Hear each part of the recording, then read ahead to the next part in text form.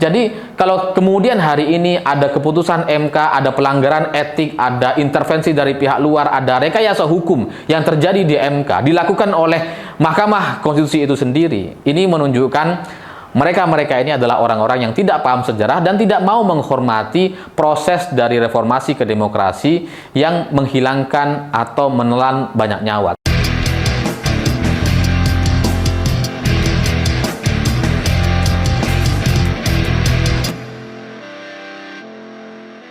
Selamat malam semuanya. Hari ini akhirnya Ibu Mega merespon terkait situasi dan dinamika politik terakhir yang menurut banyak orang ini adalah mendung demokrasi. Dan mendung demokrasi ini terjadi gara-gara kader-kader PDI Perjuangan. Gara-gara ada intervensi-intervensi pihak penguasa yang hari ini dipimpin oleh Presiden Jokowi. Dan akhirnya hari ini Ibu Mega merespon situasi dan dinamika politik terakhir ini dengan sangat-sangat elegan. Karena sama sekali Ibu Mega tidak menyebut nama Pak Jokowi atau Mas Gibran atau pihak-pihak tertentu atau nama-nama tertentu yang melakukan kegiatan atau operasi yang sampai kemudian membuat wajah MK jadi tercorek. Sama sekali nggak ada nama yang disebutkan oleh Ibu Megawati, dan ini menurut saya adalah sebuah sikap yang sangat elegan dari seorang ibu. Jadi kalau saya ibaratkan ini ibarat ibu kita gitu ya, yang kemudian terlibat dalam satu kasus di mana anaknya melakukan kesalahan yang sangat-sangat fundamental. Anak-anaknya nakal, anak-anaknya melakukan kesalahan-kesalahan yang merugikan banyak orang. Tapi ketika Ibu Megawati tampil gitu ya, sama sekali nggak menyebut nama anak-anak ini. Anak-anak nakal ini, anak-anak yang melakukan tindakan-tindakan yang tidak terpuji ini tidak dibahas sama sekali.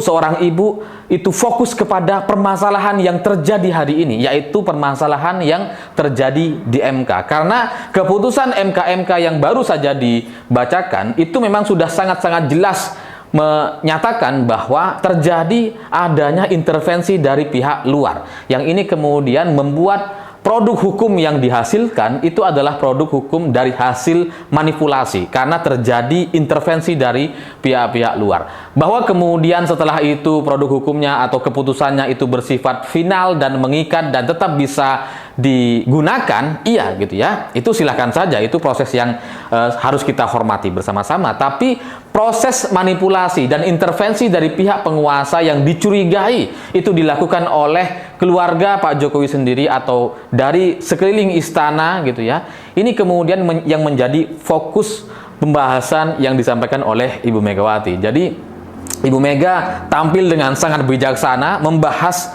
kepada satu pokok permasalahan yang serius yang sudah dilakukan, yang sudah terlanjur terjadi dilakukan oleh kader-kader PDI Perjuangan atau mantan-mantan kader PDI Perjuangan yang melakukan pengkhianatan terhadap Ibu Megawati, terhadap PDI Perjuangan, dan terhadap konstitusi kita. Jadi Ibu Mega menjelaskan bahwa terkait MK ini gitu ya, dulu dibentuk di era Presiden Ibu Megawati, dan Ibu Mega menjelaskan dulu beliau diperintah melalui Undang-Undang 45 terkait perubahan undang-undang waktu itu untuk dibentuk MK, dan Bu Mega langsung mencarikan gedung sendiri gitu ya. Jadi yang mencarikan posisi gedung yang kemudian seperti yang sekarang itu kita bisa lihat bersama-sama posisinya sangat strategis, itu karena Ibu Mega yang memilihkan, dan betapa pentingnya Mahkamah Konstitusi ini dan berwibawanya Mahkamah Konstitusi ini sehingga kemudian dipilih di tempat yang sangat-sangat strategis, karena peruntukannya ini bukan untuk perorangan tapi untuk seluruh rakyat Indonesia. Dan Ibu Mega juga menjelaskan terkait pembentukan MK ini adalah sebuah upaya untuk melakukan perlawanan terhadap watak pemerintah yang otoriter.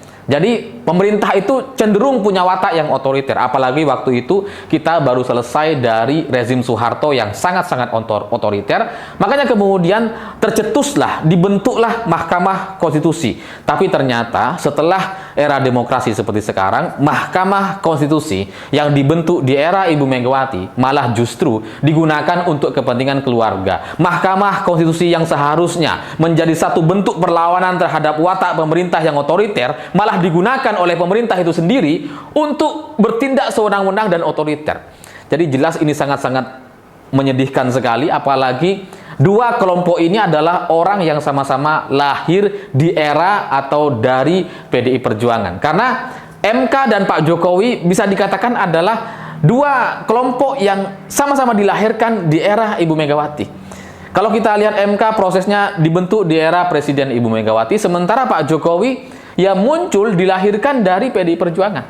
Saya akhir-akhir ini agak sedih membaca banyak sekali cerita-cerita yang tidak sesuai dengan sejarahnya gitu ya. Saya coba ingatkan lagi cerita-cerita yang mungkin sebagian subscriber Siwot TV ini sudah hafal dengan cerita ini. Saya coba ingatkan lagi gitu, karena banyak orang mengira bahwa Pak Jokowi itu dilahirkan oleh Gerindra di Pilkada DKI 2012 lalu. Padahal Pak Jokowi ketika menjadi wali kota Solo sebelumnya itu ya menjadi wali kota dari PDI Perjuangan. Dalam sejarahnya, Pak Jokowi waktu itu sempat jalan keliling ke beberapa partai dan kemudian ditolak semuanya. Jadi Pak Jokowi ingin jadi wali kota waktu itu dan daftar ke beberapa partai dan hasilnya ditolak. Sampai akhirnya muncullah FX Rudy yang datang ke tempat Pak Jokowi, ke pabriknya, dan kemudian menyampaikan pesan bahwa kalau Pak Jokowi memang ingin maju sebagai calon wali kota, saya siap dukung, dan Pak FX Rudy ingin menjadi wakilnya atau menjadi calon wali kotanya. Jadi Pak Jokowi sebagai calon wali kota, calon wakilnya adalah FX Rudy, karena FX Rudy ini menyadari bahwa dia dari kelompok non-muslim gitu ya. Jadi ya biarlah Pak Jokowi yang maju sebagai calon wali kota. Dan hari itu gitu ya, akhirnya Pak Jokowi setuju, dan kemudian FX Rudy inilah yang meyakinkan Ibu Mega untuk memajukan Pak Jokowi dan dirinya sebagai calon wali kota Solo dan calon wakil wali kota Solo. Dan dengan segala infrastruktur yang dimiliki oleh PDI Perjuangan waktu itu, langsung diarahkan bantuan dari pusat, entah itu tim komunikasi, pakar narasi, tim strategi pemenangan politik dan sebagainya, turun langsung dari Jakarta lewat surat resmi yang diberikan oleh Ibu Megawati. Jadi kalau sekarang gitu ya, setelah Pak Jokowi lahir dari wali kota Solo 2 periode, kemudian gubernur DKI Jakarta dan presiden Indonesia 2 periode, kemudian hari ini anak-anaknya melakukan tindakan-tindakan yang tidak sesuai dengan konstitusi atau melakukan perlawanan terhadap konstitusi menggunakan MK untuk kepentingan pribadi dan keluarganya, ini jelas sangat-sangat menyakitkan. Tapi sekali lagi Ibu Mega sangat-sangat bijaksana karena sama sekali tidak menyebut nama Pak Jokowi, Gibran, dan pihak-pihak terkait, tapi fokus kembali kepada permasalahan yang sedang terjadi hari ini, yaitu MK atau Mahkamah Konstitusi yang wajahnya hari ini sedang tercoreng dan tidak baik-baik saja. Lebih dari itu, Ibu Mega juga menceritakan soal proses panjang reformasi dan demokrasi yang seharusnya itu harus terus kita ingat gitu ya. Harusnya kita selalu ingat bahwa ada peristiwa Kuda Tuli, ada peristiwa Trisakti, peristiwa Semanggi, dan peristiwa-peristiwa lain yang kemudian menjadi bagian dari satu sejarah reformasi ke demokrasi yang seharusnya kita hormati, bukan malah seperti ingin dihapuskan atau dihilangkan. Jadi kalau kemudian hari ini ada keputusan MK, ada pelanggaran etik, ada intervensi dari pihak luar, ada rekayasa hukum yang terjadi di MK, dilakukan oleh Mahkamah Konstitusi itu sendiri, ini menunjukkan mereka-mereka ini adalah orang-orang yang tidak paham sejarah dan tidak mau menghormati proses dari reformasi ke demokrasi yang menghilangkan atau menelan banyak nyawa. Karena Ibu Mega juga secara jelas dan tegas sekali menyebutkan ada kasus penculikan, ada penghilangan paksa terhadap aktivis dan mahasiswa yang itu menjadi satu bagian dari sejarah yang tidak bisa kita bantah sama sekali.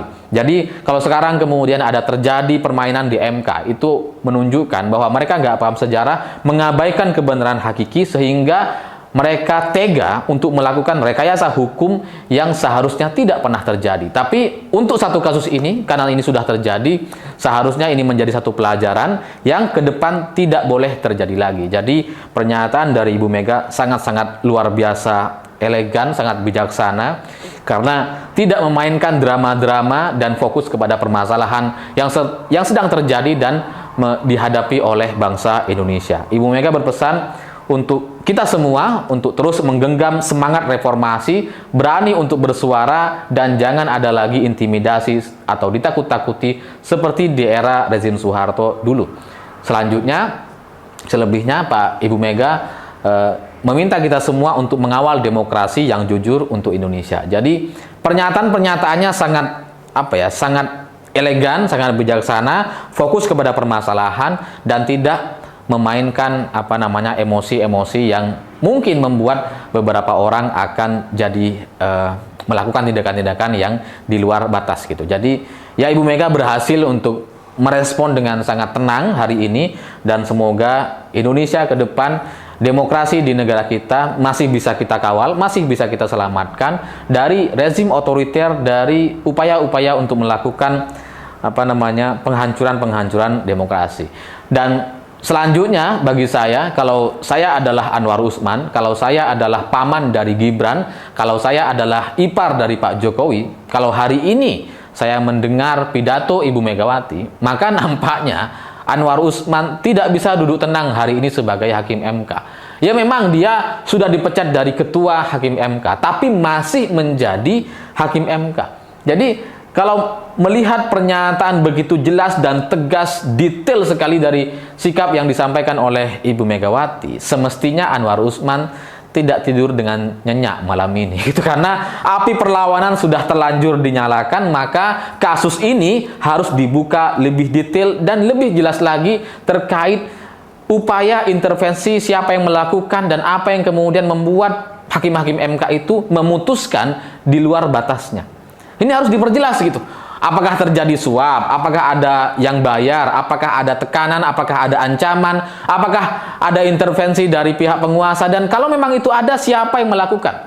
Dan jelas ada. Kalau dari putusan MK-MK, jelas ada intervensi, jelas ada upaya-upaya untuk melakukan rekayasa hukum. Nah ini perlu diperjelas. Kalau perlu direkonstruksi gitu ya, bagaimana itu terjadi, ceritakan dengan sedetail-detailnya agar masyarakat dan kita semua belajar dari kasus ini dan menjadi satu bagian dari sejarah penting terkait MK agar ke depan tidak terjadi lagi rekayasa hukum seperti ini. Jadi bagi Ibu Megawati, ini bukan soal Jokowi, bukan soal Gibran, bukan soal Bobi dan keluarganya, tapi ini tentang negara yang harus kita selamatkan bersama-sama. Jadi kalau ke depan gitu ya, kita mau negara ini menjadi negara yang demokratis, yang maju dan tetap menjaga nilai-nilai nurani masyarakat, maka tidak boleh terjadi lagi upaya-upaya yang memaksakan kehendak seperti ini.